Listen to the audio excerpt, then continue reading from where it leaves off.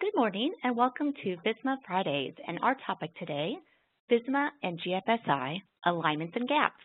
We're delighted to bring FSMA Fridays SafetyChain software along with the Acheson Group.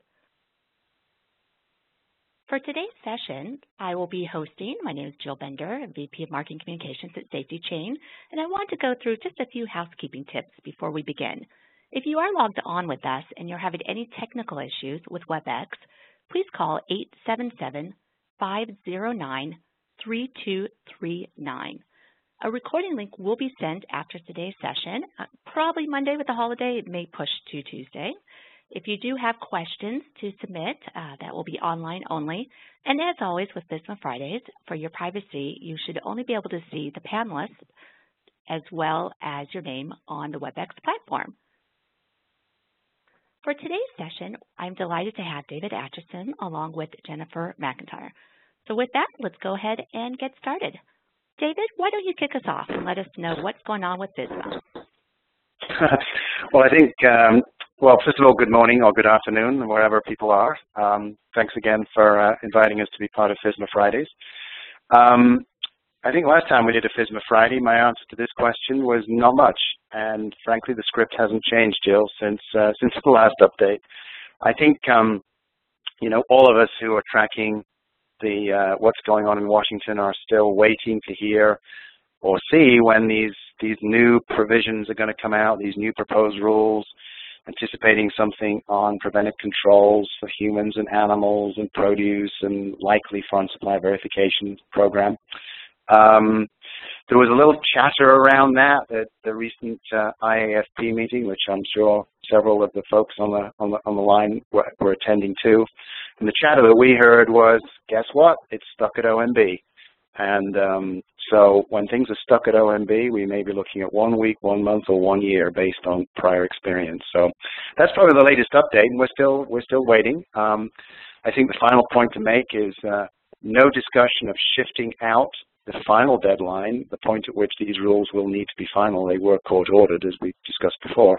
So we're still looking at, late summer next year for these things to be final, at least the big ones, the preventive controls and produce. No sign, as I say, of those slipping, which makes me nervous that the amount of time we will have to review these when they come out will be short. So nothing very concrete, just a lot of speculation, Jill. Okay. Well, with that, why don't we, certainly there's lots to talk about when it comes to FSMA in general, and our topic today is FSMA and GFSI alignment. So let's go ahead and jump into our pre-submitted questions. And David, why don't you go ahead and just continue? Let's talk about, did the FDA reinvent the wheel when it comes to FSMA, or is since GFSI already exists? I think as we'll get through the questions here, Jill, I think this key point of, are the two things the same? Is FSMA the same as GFSI or GFSI the same as FSMA? I think we're going to explore that somewhat over the next 30 minutes. The short answer to whether I think FDA reinvented the wheel with FSMA is no, I don't think they did. FSMA is definitely takes a little bit of a different perspective. I think one of the key things to remember is that GFSI, by its very nature, is global. Remember what the G stands for, and FSMA is U.S.-centric.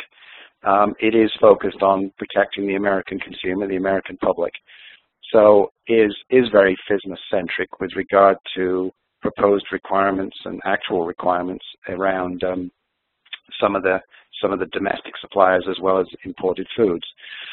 I think the part of the struggle, and this goes back to years when FSMA was being initially put together and planned, was there wasn't a really good understanding of all that GFSI did or could accomplish back in 2008, 2009, 2010 when the Food Safety Modernization Act was being put together.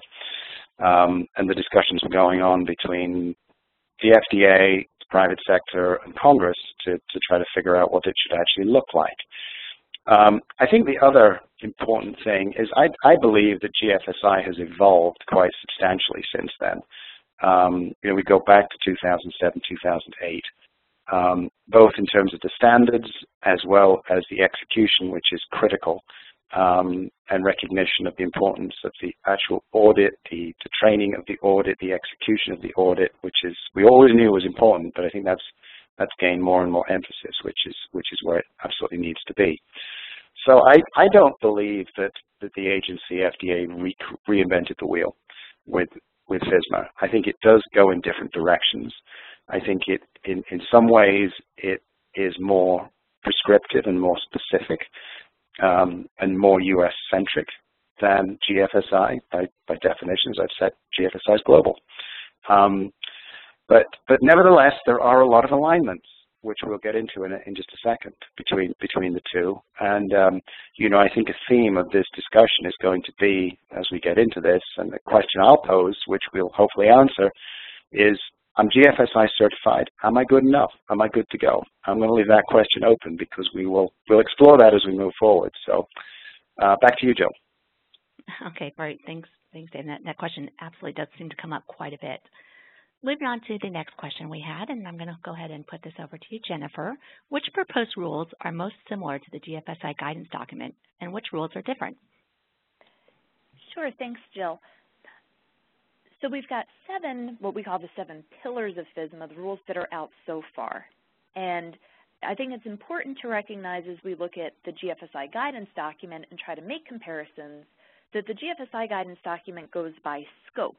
So we see within a particular GFSI scope maybe elements of several of the FSMA rules. So I'll still try it to, at a high level, go through where I see the greatest similarities and some of the greater differences.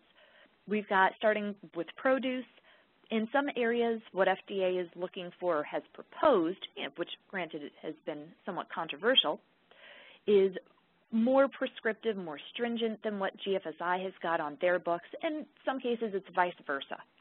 But given that produce is a little bit up in the air right now, and we are waiting for those 3 proposals, as David said, I think it's hard to make a definitive analysis of where FDA is even going to land and be able to do that type of comparison at the end of the day.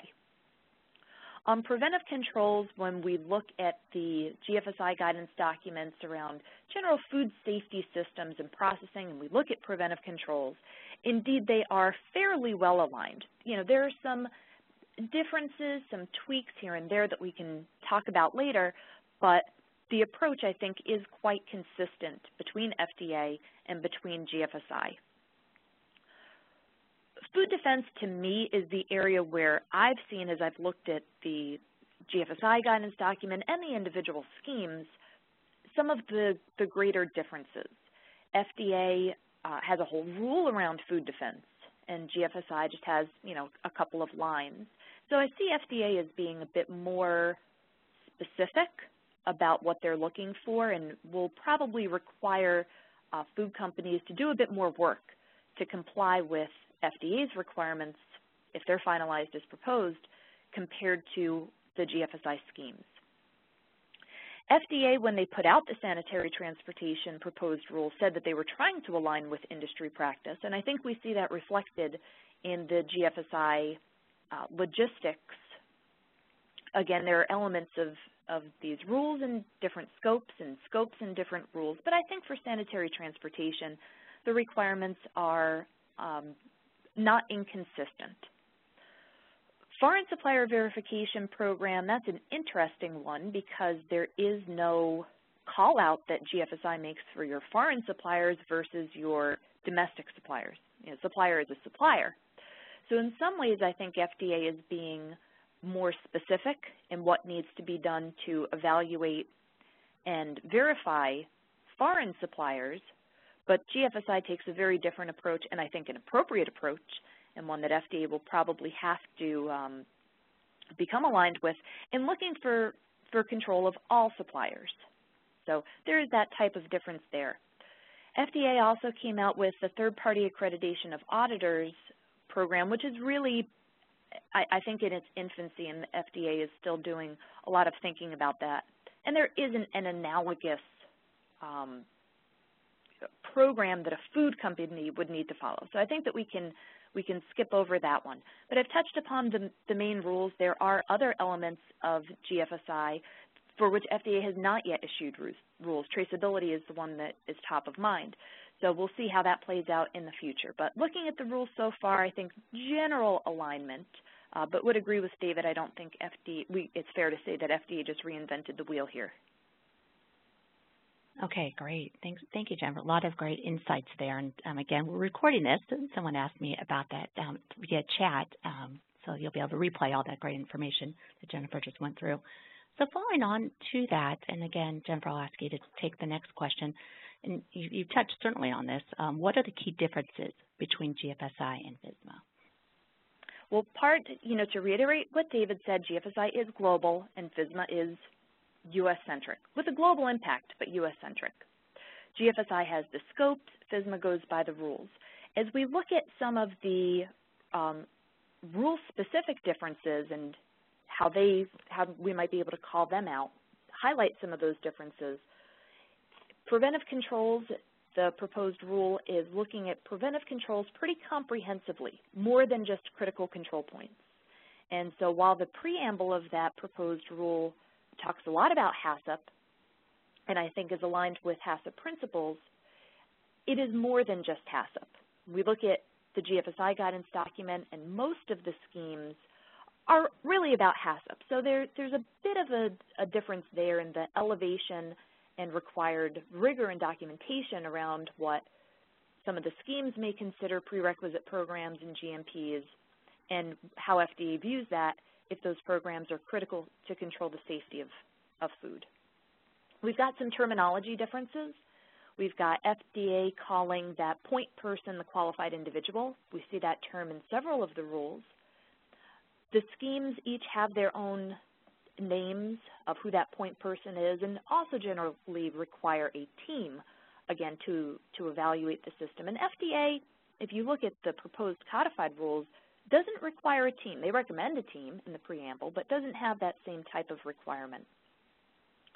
So again, as we go rule to rule, there are some differences, and for that reason, although I think that there's decent alignment between GFSI and FDA, and I would say, to answer David's question, if you're certified to a GFSI scheme, are you good? Generally speaking, yes. I think you're in good shape, better than those perhaps who are not certified to a scheme, but you do need to read the rules and do need to understand the rules, because there are some differences, and you need to be sure that you will be in regulatory compliance, that you've got all your I's dotted and your T's crossed, because in some cases there are differences. Okay, great. Moving on to the next question, and I will go ahead and forward this back to you, David. Will FDA accept a certificate from one of the GFSI schemes instead of an audit? Isn't that $1 million question? Hey, I've got an SQF certificate. Leave me alone. Go inspect somebody else. And I think let's, to be specific, the question around GFSI certificate instead of an audit, let's sort of change that language a little bit and say instead of an inspection. So let's just sort of analyze that a little bit. If this is a four-cause inspection, the FDA's got a reason, there's been a complaint, there's something, there's been an RFR or something like that, then absolutely not. The FDA will show up and they will do their regulatory job as they are supposed to. I think as Jennifer's pointed out, there's a lot of alignment between the GFSI schemes and FSMA, even though I think we're both saying that it's not 100%. So if we couch this of will they accept a certificate in lieu of an inspection, I think right now the answer is no. But I believe that the FDA is going to get to the point where they will take a certificate, especially if it's a GFSI certificate, as credit. They will recognize that a company is GFSI certified to perhaps a certain level. I mean, they may put a cutoff in there. I don't know. And if a company reaches that bar, one would hope that the FDA will take that into account in terms of their risk-based approach for determining who gets inspected this week versus next month. The agency has made it very clear that they want to target their inspections on the higher risk companies. And as I know we've discussed before, there's many, many criteria of what defines risk, including what you make and how you make it, and past history and recalls and regulatory actions, prior compliance issues. There's just lots of things. But one of them is, I do have a certificate from an outside reputable company to a good standard to say that I'm good. Now, we all know that this can unravel. We all know that that certified companies can run into trouble just as much as we know that companies who've been inspected by FDA can run into trouble. So I think the definitive answer is, will FDA accept a certificate in lieu of an inspection? The answer is no.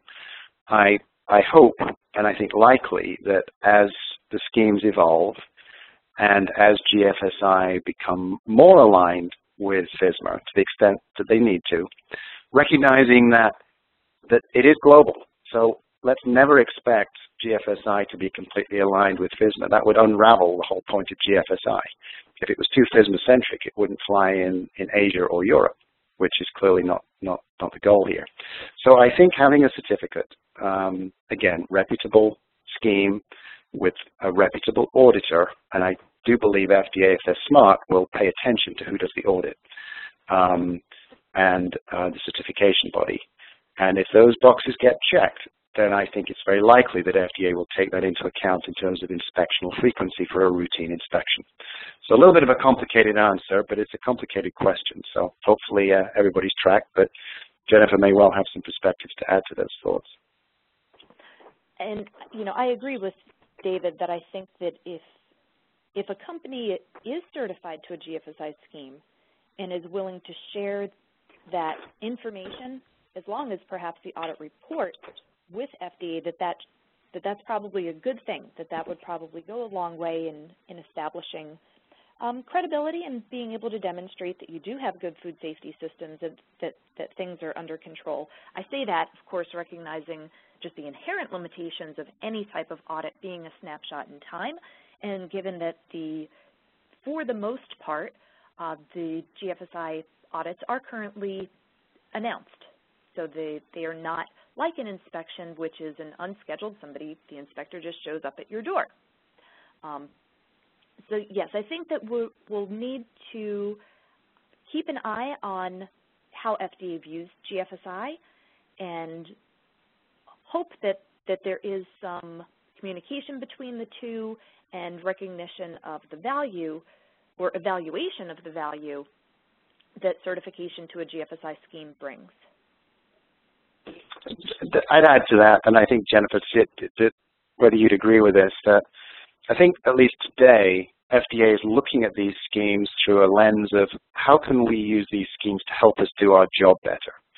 And I don't think they've got an answer to that one yet. And I know the GFSI scheme owners are busy explaining all of GFSI's nuances and value to the FDA. And I think FDA is open-minded and looking for ways to leverage this system as opposed to parallel it. And clearly it does none of us any good if we've got two completely separate systems as we kind of move forward here. But I think the agencies actually, they're open-minded at this point, which is good. I would agree, David, for sure. Well, great, and that does sort of feed into the next question we had, just in reference to, are the FDA and GFSI schemes actually working together so there is consistency? Jen, do you want to sort of talk a bit more about that? Yeah, so, we as TAG have done some comparisons of some of the schemes to some of the FDA proposed rules, and I know that FDA knows that. I know that some of the scheme owners have gone and talked to various people at FDA, submitted comments in response to the proposed rules. So I think that increasingly there is communication between the two groups and trying to gain an understanding of what each other does. The objectives, I think, are aligned in terms of trying to build a better food safety system. And so I think that yes, I know that yes, there is communication between FDA and the scheme owners to try to harmonize things and not step on each other's toes, and at the end of the day, really not waste resources. As David said, it would not be to anyone's benefit to have these two parallel paths that are different enough that it just gives companies a hassle in trying to meet both FDA standards as well as the GFSI and those scheme standards. Yeah, I mean, I'm totally aligned with what Jennifer's saying there. One other thought that comes up in the context of GFSI and accreditation and certifications is FSMA does give the FDA the authority to require certificates for high-risk foods. And also, there is the Voluntary Qualified Importer Program, which we really haven't discussed much on FSMA Fridays because it's essentially still sitting as a statute.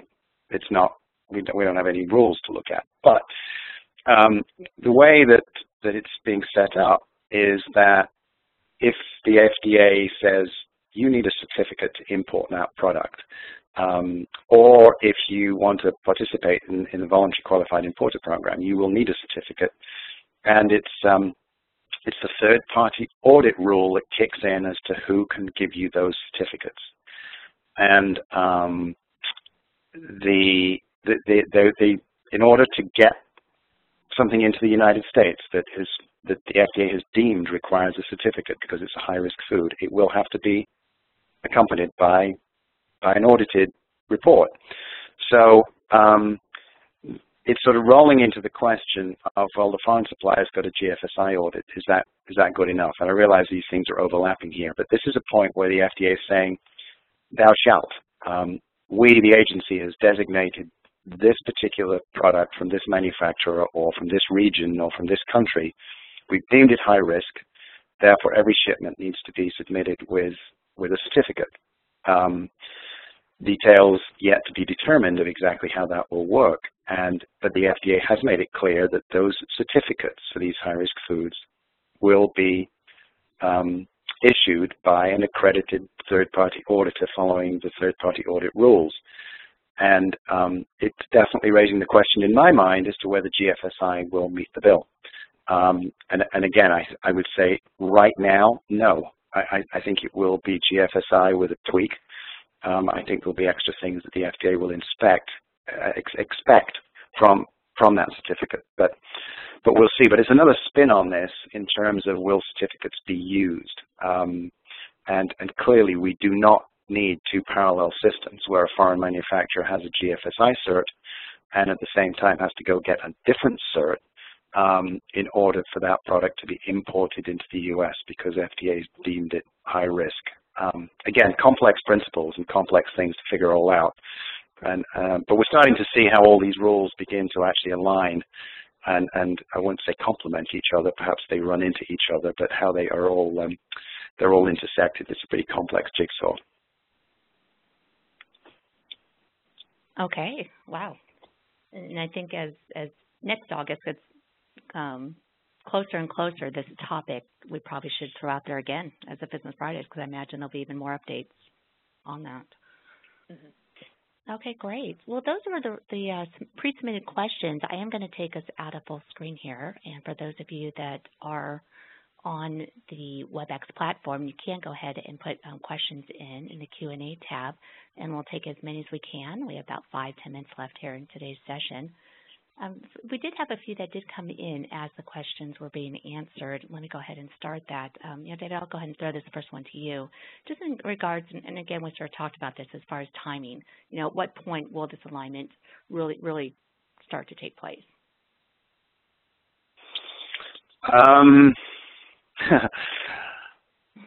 It's a great question, and it's one that we're all thinking about. I think the short answer is we don't know. As I said in the first comments of FSMA updates, is we're waiting on timing for the proposed rules. I think inevitably when these rules become final, and let's assume that we stick with deadlines, Jill, and we are looking at latter part of 2015 for rules to go final, and then 12 months after that for them to be a requirement. So August, September 2016, when the key rules, the preventive control rules, will kick in place. Then I think then we will see some level of alignment and some understanding of how this will work. As per the last point that I was raising about the requirements for these certificates, FDA can require those right now.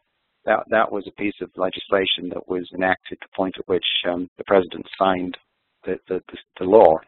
So FDA can require the certificates. The challenge is the agency hasn't got the process whereby those certificates get issued, and we don't have the third-party accrediting part set up. So I think that's why that hasn't happened. So I think I would suspect we'll see some parts of this come into alignment relatively quickly, maybe 2015, early 16, to the extent that they ever will completely align. I think we will start to see the agency paying some attention to GFSI certificates in terms of inspectional frequency if, as Jennifer pointed out, companies are willing to share audit reports with the agency. I think that will start to kick in probably in 2015, 16 too. Some of these other things which are a bit more nuanced may take a whole lot longer. Okay, great. Thank you. Looks like we have a couple other more questions coming in. Jennifer, I'm going to go ahead and put this next one to you. Wayne is asking, who qualifies the qualified individual for FSMA? Let me answer a slightly different question, which is, what is a qualified individual? Mm-hmm. You know, and how do you become qualified? FDA has said that there are two paths to be a qualified individual. One is if you have taken a course that is based on a standardized curriculum that's been approved by FDA. At this point in time, that curriculum is not out there. It's not available, and thus there are no courses that one can take to become a qualified individual. But my understanding is that it'll be about a 3.5-day course, combination of, you know, kind of presentation, textbook learning, as well as some hands-on types of activities. And my recommendation would be that when those types of courses are available, that you just go ahead and take that course, suck it up and take the course, get the certificate at the end of the course, stick that in your binder, and that shows that you are a qualified individual. The other option FDA gives is if you can demonstrate that you've got the experience, education, and training that's equivalent to what FDA has in that standardized curriculum, then you can make the assertion that you're a qualified individual. So there's not an outside body per se that will, FDA is not requiring that an outside body grant you some certificate that says that you're qualified, but there is that course option, and that's why I think that's the safer way to go. Yeah, I think that's a great answer, Jennifer. I mean, I just add to that, I see this as a potential quagmire of challenge. And you know where I'm going with that thought is that, as you pointed out, the FDA will hopefully put together an outline, a curriculum of here's what we expect. And somebody who's had 25, 30 years in food safety is going to look at this and say, oh, I meet these criteria. They don't go take the course. And then during the course of a routine inspection or a full course inspection, an FDA inspector comes in and looks at the food safety plan and says, you know, who put this together? And the person puts up their hand and said, I did. And, well, what qualifies you to do this? Question from the FDA inspector. And there is then a dispute that the person thinks they're qualified and meets all the standards, and the FDA inspector says, no, you don't. And I could see, I hope that won't happen, but I think all of us have probably somehow seeing the logic of what I'm saying, well, lack of logic perhaps, but the reality is that it could well happen. So it would be a shame if by default everybody gets pushed into doing a course, and that's just going to require unnecessary expense all round. So some challenges for sure with this one, but it's a really good question, and I'm not seeing complete clarity on that one yet. Right. Well, it sounds like it's more of a preventive measure too. If the course is, you know, when it's offered, why not take it? It sounds like it's sort of the advice here. Yeah, no, well, it is, but I mean, you're absolutely right. But that incurs cost, and I'm sure many on the call are saying, well, we've got to send somebody, or they've got to take a couple of days to do this course. If it's online, it's dollars. And anyway, I'm sorry, I get off my soapbox about that. Sorry, another question. Well, actually, this one that just came in leads right into this one. I'll just shoot this one right back at you, David. Is someone's asking, and Maxine's asking, well, who trains the trainers? Oh, yikes. I think we're just digging a deeper and deeper hole here. Well, I think, as Jennifer said, the FDA will hopefully put out some fairly clear criteria. Right. But who trains the trainers and who qualifies as a trainer? It's just going to raise another level of requirements. You've got to be certified as a trainer. I mean, there are programs that will do that already, and so I don't see that as an undue heavy lift. But once again, it's a matter of documenting that the trainer that trained you is actually certified to do the training, because you don't want it to unravel. I mean, it all sort of spins around. And I think it's worth mentioning, David, that there's the Food Safety Preventive Controls Alliance, and that's the group that is working with FDA, under FDA in some ways, to develop this curriculum, and I think that they'll play a heavy role in rolling it out. Absolutely. They certainly should. And I think that's probably something that's in the works, Jennifer. I think you're right. And the implementation of this program, which is kind of what we're talking about here, is going to be really important. Absolutely.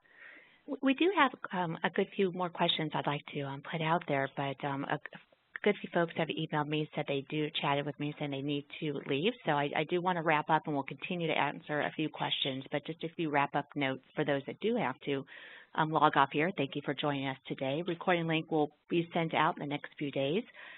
We do have a 3-part GFSI Leadership Series webcast going on right now. We talked about that last time with SQF, FSSC 22000, and BRC, The Road Ahead. We'll send in some more information about that that further explores the topics that we've been talking about today. And certainly if you have any more questions for SafetyChain or Acheson Group, email us or visit our websites. So with that, thank you for those that need to leave for joining us. And we're just going to go ahead and take a few more questions here. I'm going to go ahead and shift gears a little bit here. One question has come in, and I know we actually had a session very specific to this, but I think it's a good point to bring it up again. Susan is asking, does the record access provision of FSMA allow FDA to access third-party audit reports, such as GFSI audit reports? And Jennifer, do you want to take that? One of the interesting things about the audit reports, and I seek concurrence or not from David and others, is who actually owns those audit reports.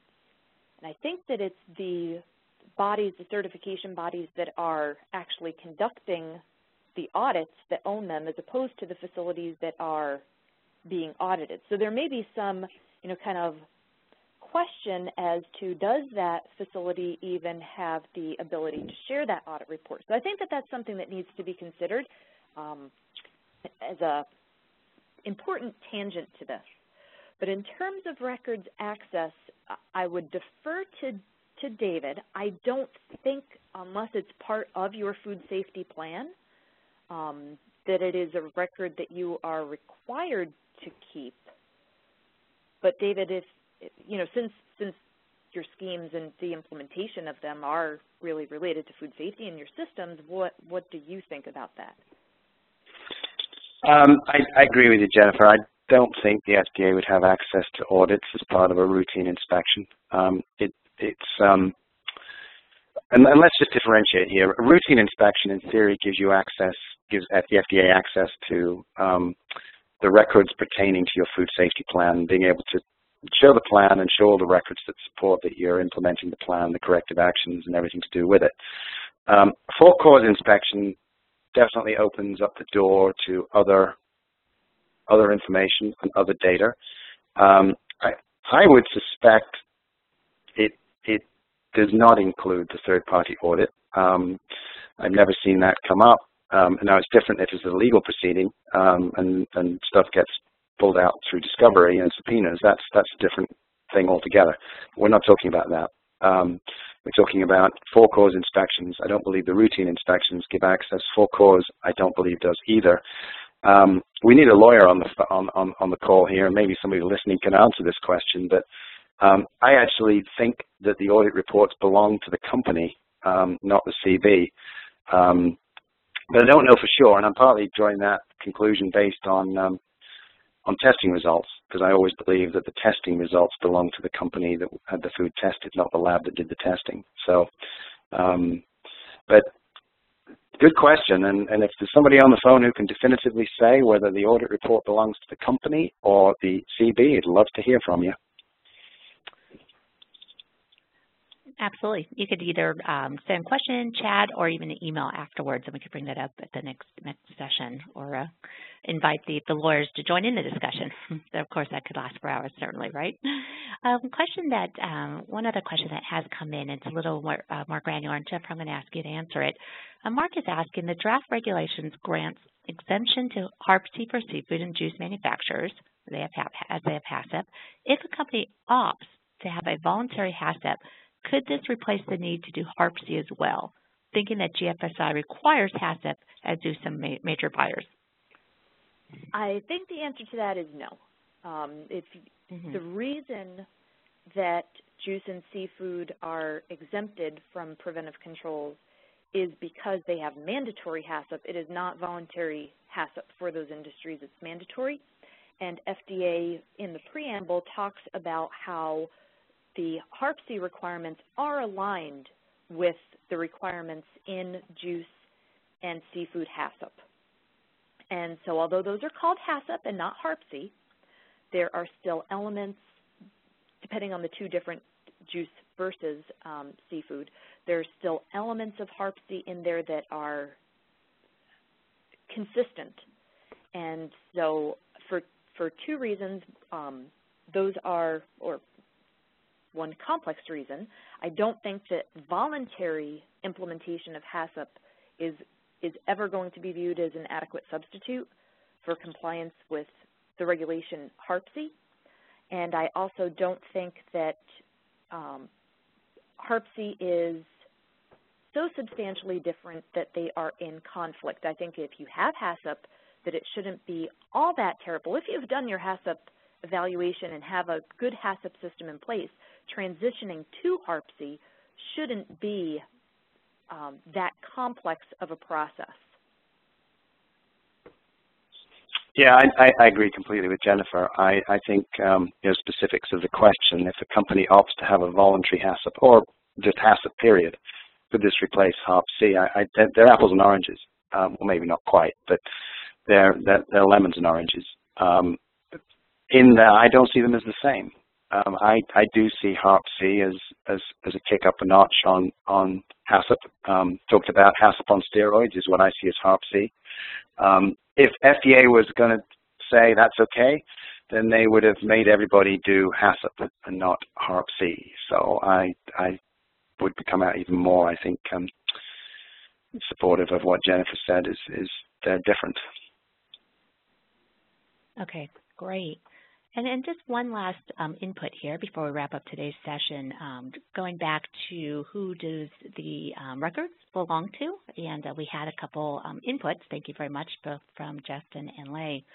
Justin replied to that question that we're throwing out there.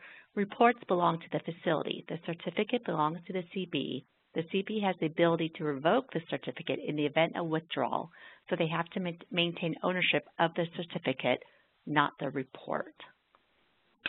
What a great answer. That's perfect clarity. So just to reiterate that, the certificate belongs to the CB, the report belongs to the facility.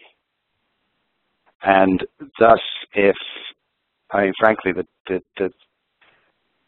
danger zone is the report, the certificate. So I think it does circle right back to the question that we had about could FDA get hold of those reports, and if they belong to the company, then I think the answers that we discussed around that are pertinent. They don't fit in a routine inspection under the new rules, and I don't believe they fit into full cause either.